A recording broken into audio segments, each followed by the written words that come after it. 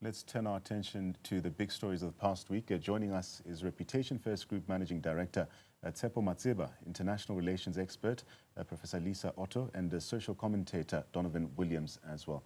Good to have you all speaking to us this evening. Tshepo, I'll start with you. I mean, we've heard a lot concerning the inclement weather in South Africa, but also the devastating impact it's had.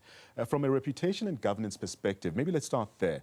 How does the declaration of a national disaster, how does this shape public trust, especially in government's ability to respond effectively to crisis on the ground? Yeah, good evening, Nhlanhla, and thank you so much for the opportunity. I think that the disaster goes beyond a little bit of boardroom talks, beyond disaster declarations. People want to see who has showed up first when I asked for help. Can South Africa hear me? Especially, can government hear me? Can the key decision makers see that I'm suffering and I'm in pain, that I no longer have shelter, that all the belongings that belong to my children just when they're about to start school are gone, all the food is gone, there's no access to electricity. And that's the conversation that people would like to have. So it is leaders, when you reflect, that actually show up in person to listen, to participate and to contribute. Those are the leaders that matter the most. And we've seen that in Mpumalanga with the Minister, I think, of Cooperative Governance and the Premier actively participating and engaging with communities. And I think that's what people are looking for. But they're looking also a little bit beyond talk and being provided with food. They want to know what's going to happen to me in the next week, the next months, the next 6 months. And it is that level of detail that people are looking for. And that's where the reputation is built for a government like South Africa. That's where insights are built. That's where trust is built. It's beyond media statements, media releases and press conferences and looking great on camera. And while that is important as means of communication, I think what people are looking for is empathy, but real work that shows that there's somebody who cares and somebody who's capable and willing to do something. Yeah.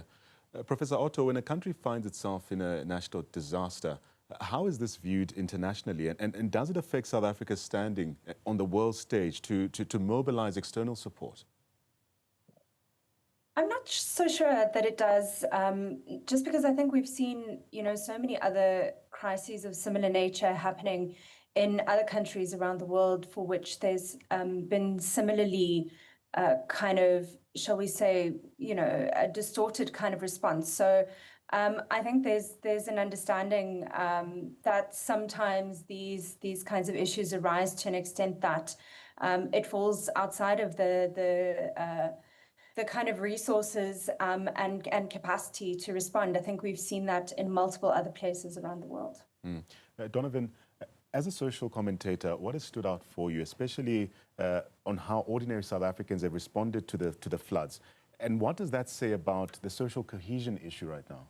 Look, I think firstly, our hearts must go out to the people of Mpumalanga and Limpopo provinces, as well as now Northern KwaZulu-Natal. It is a terrible way to start the year. And I think the call for a national disaster, calling it a national disaster helps quite a lot, because it's not just an ordinary disaster, it's just an ordinary plight. And it releases both resources, the SANDF, etc., can all assist. It also helps on the international plane to show, because when the international community enters it, it's because of failure within the country to deal with matters. This shows that our government is serious about it, and we thank them. People ourselves, we have a lot of welfare NGOs, etc., and I think should try and get involved as much as they can. We know, like Gift of the Givers and so forth. I'm sure they are. On a social cohesion aspect, I think it's all difficult, because I think one of the things we want to learn from this is, or to know from this, is that our capacity to deal with these disasters, because this is clearly, as a layperson talking, climate change may bring a lot more disasters of this nature. And instability within our Department of Environment and so forth, our Ministry of Environment and so forth, which we have seen over the past 6 weeks and so forth, can impact our capacity to deal with climate change, not just deal with the aftermath of it, which is what we are experiencing now. So in all essence, our heart must go. We hope communities will assist. There are a number of organizations. South Africans generally take care of each other, and they don't take care of each other only when there's government failure. And I think government has responded and is leading to make people understand that, notwithstanding you're just coming out of the festive season, this is a matter that is serious and dire. So we can take heart from that. Yeah. Mr. Matseba, as we've heard, with climate change, these occurrences might be more frequent. But when government shifts disaster coordination to the national executive, what reputational risks arise, especially if relief efforts are slow or uneven across provinces? Yeah, look, I mean, there's a question of whether we are capable, and the word capability is very, very important. And that capability has to filter from the bottom up, not from top to bottom. Because you can't rely on national government when you are in a province like Limpopo or KwaZulu-Natal to rely on national government to come and intervene, because that says already that the system at municipal level is dysfunctional. And that's what we've known before. Somebody said actually that most of the leaders that we've had, especially in KwaZulu-Natal, in the municipal sector, could not interpret numbers. And that already tells you that we have a problem, because if I can't interpret numbers, I can't prioritize the specific event as an issue, because I would think that it's something that's going to go away, it's nature. But unfortunately, this nature has happened before, and many a times in South Africa. The expectation, at least from a community level point of view, is that the lessons would have been applied, and now that we can have a degree of predictability that we know in this environment, that something like this would be likely, and preparedness and proactive preparedness becomes the key question. And I think that when you look at some of the areas in our country, you don't get a sense that we are prepared to respond appropriately, because we can't absolutely control nature or predict what's going to happen. But at least, at the very least, we can prepare from lessons from the past and create systems that respond rapidly and responsibly so that communities can be saved. And that's where I think there's a vacuum there in terms of our governance. We shouldn't rely on national, or actually we shouldn't even rely holistically on politicians to do this. Instead, the state has to show its machinery that it's working and it's functional. And I think to a certain extent, communities are right to be worried. Professor Otto, with that said, how do internal crises such as a national disaster, how does it affect South Africa's ability to project stability abroad, particularly amid sensitive geopolitical issues like that Iran naval drill? Yeah, I think the Iran naval drill is problematic because it speaks to a disconnect between the SANDF and DIRCO. And it's not the first time that we've seen this particular disconnect, particularly in relation to Iran. So we'll remember that last year there was a high-level visit from SANDF to Tehran that DIRCO was unaware of and had not sanctioned, and that the government then had to kind of come out, the presidency, and speaking against this. I don't think that it helps our kind of international image, particularly in light of this position that we take around non-alignment, around seeking multipolarity on the international stage, particularly in a context at the moment where we see the international order being dead, NATO potentially being threatened. And so these kinds of values, South Africa kind of being a unexpected, how should we say, protector of these values of the liberal international order, when we have these kinds of disconnects, I think it doesn't reflect very well on this message of non-alignment and multipolarity that we're trying to project on the international stage. All right. Let's take a quick break and continue this conversation with our panel of guests. Reputation First Group Managing Director Tshepo Matseba, International Relations Expert Professor Lisa Otto, as well as in studio we do have social commentator Donovan Williams. Continuing our conversation in a short while.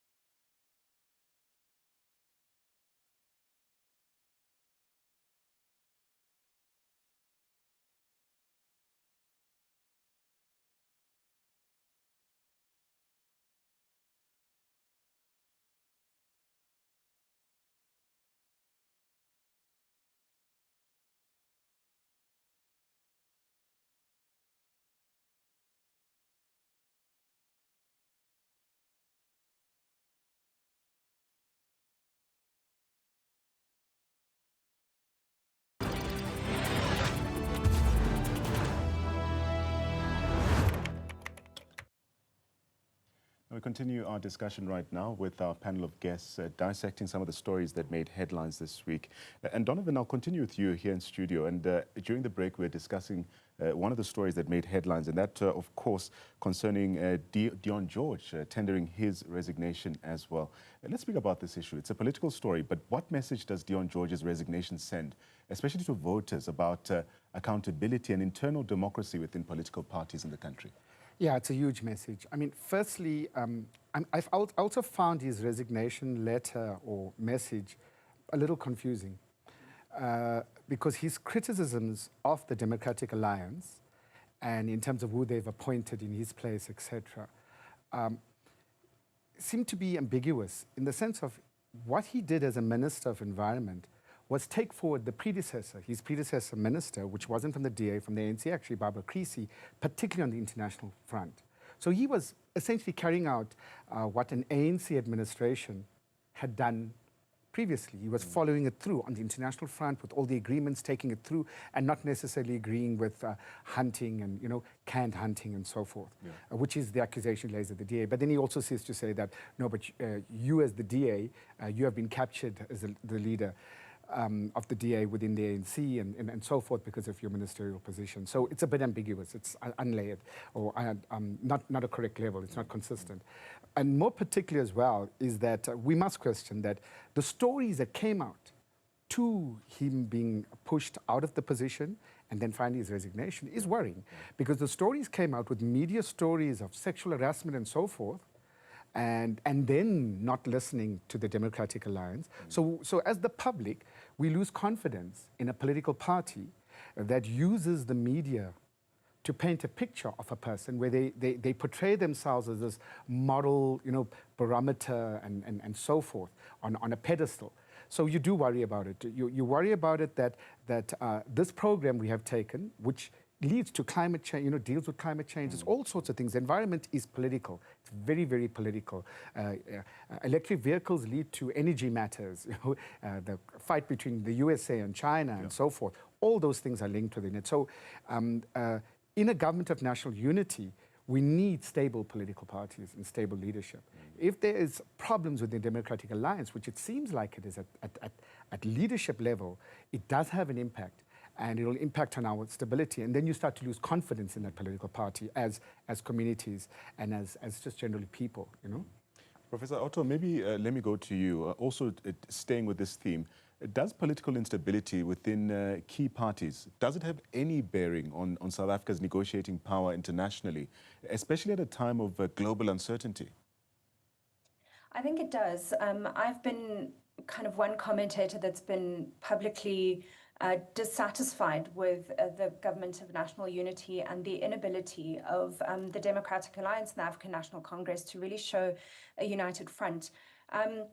When it was first announced that we would have this kind of coalition government, although they obviously don't like that language, we received a lot of positive kind of sentiment internationally, that there was a view that, you know, that this was bringing together different segments of South African society, that the DA might have a moderating effect on some of the ANC's kind of policy positions that are thought to be perhaps more ideologically driven. And so I think there was a lot of positivity. This was being very, very well received. But you know, coalition governance is not easy. We see that this is something that very many countries and advanced democracies also struggle with. And perhaps I'm being naive or, you know, maybe it's wishful thinking, but I would just have thought that given the level of kind of chaos that we've had really at city level in terms of coalition governance, that the weight of the responsibility of getting it right at the national level, and by this I mean the collaboration between the parties themselves, but also the way in which the DA now kind of behaves and projects itself now that it is actually in government at the national level, that we would have seen them do better and seen them really kind of agree on a plan of action for moving the country forward and put the politics aside. But that's obviously not what we've seen. And I think that, you know, that positivity that we received internationally was based on the notion that we would have this greater degree of stability and kind of unity from a coalition government, and unfortunately that's not what we're seeing. Yeah. Mr. Matseba, going back to the Iran naval drills controversy, how serious is the reputational fallout when it appears that presidential instructions may have been ignored in this issue? Yeah, I mean, it's a mess, isn't it? A total mess, because it looks like South Africa, if the minute the army decides to do as they please against the instruction of commander-in-chief, we already know that there's a problem, there are cracks in the system, and something ought to be done. Unfortunately, in South Africa, we're going to hold a commission of inquiry to test whether this is true or not, even though the truth is so obvious. Somebody should be suspended almost immediately so that consequences can happen and can be seen to happen, because perceptions do matter. We're going to the World Economic Forum. We are already there. Our Team South Africa, is going to have to explain this amid a situation where you have a very, very sensitive and emotional President Donald Trump of the US, whose economy still matters to South Africa. We may have different views. We may also think that some of his policy positions are not so smart, but he still matters. His country still matters to South Africa. And therefore, going around and hugging people who seem to suggest that war is, they play around with toy guns and they blow up the world in reaction or in failure to communicate and have conversation. That's a dangerous proposition for South Africa. South Africa shouldn't be the first to comment on every geopolitical story, especially at the level of our foreign ministry, which is DERCO, Department of Trade, of International Relations and Cooperation. And so you expect a little bit of sanity in this conversation and moderation, because we can't afford to have enemies that are going to create a level of economic instability, economic pain that we can afford, that our people cannot afford. And I think that South Africa shouldn't be leading geopolitics for the entire world. No, Venezuela was not our matter, but we were there in the forefront. And sometimes I wonder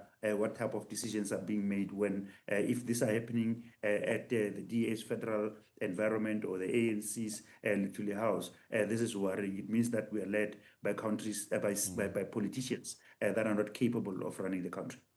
Donovan, perhaps we pick up on what Mr. Matseba has said, but taken together, I mean, we've spoken about floods, corruption allegations, party infighting, military tensions as well. What does this week reveal about the mood of the nation as we enter the new year? Wonderful start to the year, isn't it?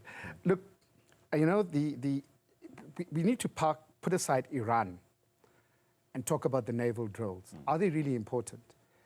When you take into account what's happening with Greenland and the push by the United States through their president for the acquisition of Greenland, and he's open about it, it's about the Arctic.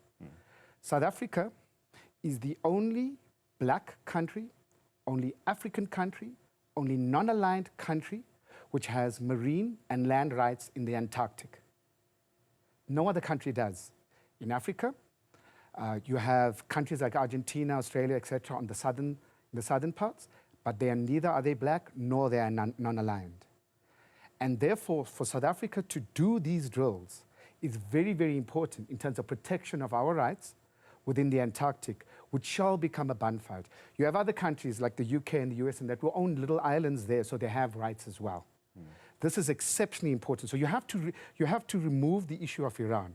Iran itself, and this is why either the Commission of Inquiry, whichever it is, it needs to come clean. If the president did give that instruction, if Iran came through China and whichever else, Iran must also begin to take into account its own enthusiasm of how it engages at a foreign affairs level. It has shown not necessarily enough sophistication, and it should do that. But moreover, I think what we are seeing as a public, and it is true, is that the United States has positioned itself in such a way that it is belligerent against ally or foe. And at times, it actually treats foes a little bit better in real terms. You could never please the United States. Countries have really attempted to, and have not been able to. Canada has just signed a $1 trillion trade deal with China. Under the Biden administration, Canada was putting tariffs on China. Yeah. And they have had to U-turn because of Donald Trump. So South Africa right now is using the international front, I think operating at a really good level to try and help this economy. Right now, our GDP growth is better than it has been. Eskom, Transnet, etc., have been stabilized in real terms, notwithstanding the difficult times. 2026 should prove a better year, but it means that we do not politicize everything, and particularly party politicize, but we remain focused on how to push forward the country in a way that politics and political competition doesn't become the nub of it. And I think that's what people find most distressing when it becomes the soap opera and theater that they find interesting, they play along with it, but they do not enjoy it.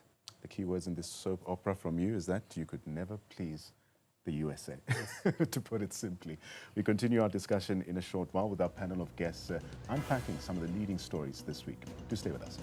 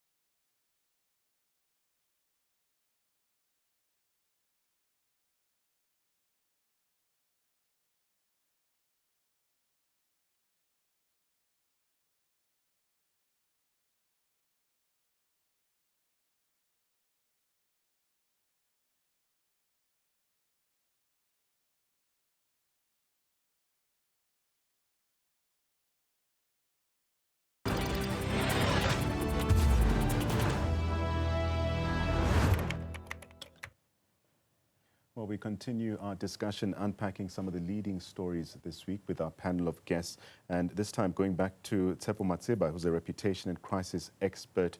And Tshepo, I want to focus our debate right now around crime intelligence head, Lieutenant General Dumisani Khumalo, appearing before the ad hoc committee investigating alleged corruption in the criminal justice system this week.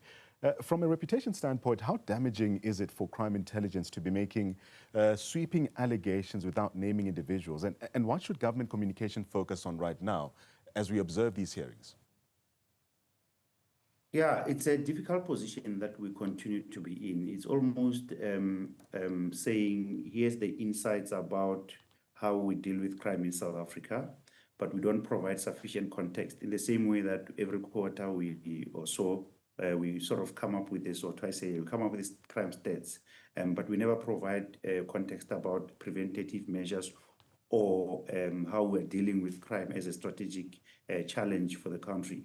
And the outcome of that is that you have markets are driven by perceptions, and perceptions drive this discussion about predictability. Can I actually invest in this country? Is it safe for me to do so? Will my expats that I live in South Africa return safe, or is this a place where criminals have got really a place to play? And when you look at the fact that we just came off the grey listing, this is a worrying factor. He has actually declared that in Gauteng, a key economy in South Africa, the economic hub actually of the country, the core economic hub, he has declared that every single police official, at least the majority, he said, are actually riddled with some kind of a mafia or gangster environment, that they are corrupt and that they work with criminals and they're infiltrated. And that's a worrisome proposition. So on the one side, you have a problem that it seems like we are failing to deal with the human behavior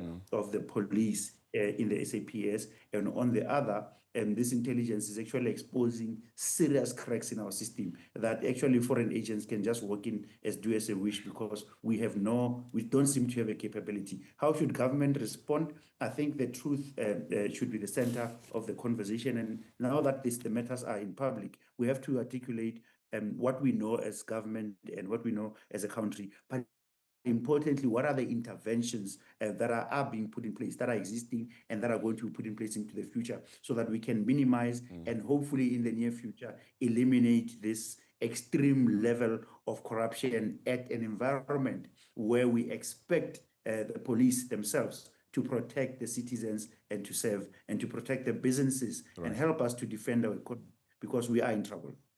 We are in trouble. But Professor Otto, could internal controversies like this, could it affect South Africa's ability or credibility internationally, particularly when dealing with cross-border crime and security cooperation?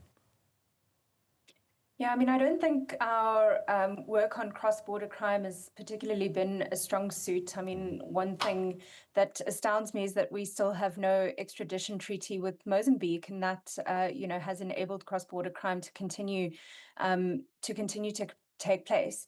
I think what we're coming to see is that the extent to which our political systems and our institutions that are supposed to deliver us political goods, such as safety and security, are increasingly captured. I think we thought that we'd gotten rid of this maybe state capture, but increasingly we see things in the news that lead us, I think, to believe that we are a mafia state. And so, of course, that will affect our credibility. It will affect the way in which, foreign direct investment is kind of considered coming into the country. It will affect, I think, the way in which other countries wish to cooperate with us on security matters. Certainly, it's not a good look, and I don't also think that there's been sufficient kind of willingness to address this, because we've seen repeatedly over the last several years this kind of position from the ANC that it has a capacity to self-correct and its own step-aside policy, but we've not really seen much kind of materially resulting from that in terms of the improvement of the state of corruption in our state institutions and among our politicians and other members also of civil service. Donovan, let's also get your final thoughts as well. What does Khumalo's testimony and also his refusal to disclose names, what does it reveal about public perceptions of accountability in South Africa's police force as well? Look, simply, there are about 3 levels here very quickly. I think the first one, you must take what intelligence doesn't really give you evidence. Yeah. Everything is usually redacted, to use the term. And, but notwithstanding that, take into account what former President Mbeki said at the Nkonto Wesizwe Veterans League conference, where he spoke about the apartheid national security strategy, having operatives all over the country, especially in townships, and were those stopped? And he basically, it's not the first time he said similar things, that we have an intelligence problem within the country. We have a security system problem. So you have to weed it out. And if you don't do that, you're going to run into problems, even if you get new recruits. Secondly, I was quite a skeptic about the ad hoc committee, because I felt that why you're having an ad hoc committee when there's a commission, etc. But I think I've come around it. But the ad hoc committee has worked quite hard, not to necessarily just keep politicians to account, but to try and sort out the problems. Except at times, I think in particular the African National Congress must take into account that partly what got them into trouble over time was this blind allegiance to innocent until proven guilty. So you can't make an accusation, they can't be reprisal and so forth, trying to protect the Minister of Safety and Security who is still on leave, Senzo Mchunu. That's not their task there. That shouldn't be their task there. Their task as a parliament, an ad hoc committee in parliament, is to try and assist in sorting out the police, be it intelligence and so forth. The accusations made do worry us, of course, because we do see, and it's not just Gauteng, we see in the Western Cape, we see politicians and officials too friendly with gangsters. Each time you see businessmen becoming gangsters and so forth. So as a community, not just the police, we are we are crying out for institutions we can believe in. We celebrate every little victory, and like majorly, because we want that confidence. So we ask politicians, please assist in the matter. Don't look at trying to safeguard and protect your party and your party members and so forth. So yeah, well, continue, but do it properly. Continue, but do it properly. Thank you so much, Donovan. And that's where we leave it, a week marked by crises, controversy, and hard questions about leadership, accountability and trust as well. My thanks to Tshepo Matseba, Professor Lisa Otto, as well as Donovan Williams for sharing their insights, and to you at home as well for joining us as we made sense of the week that was.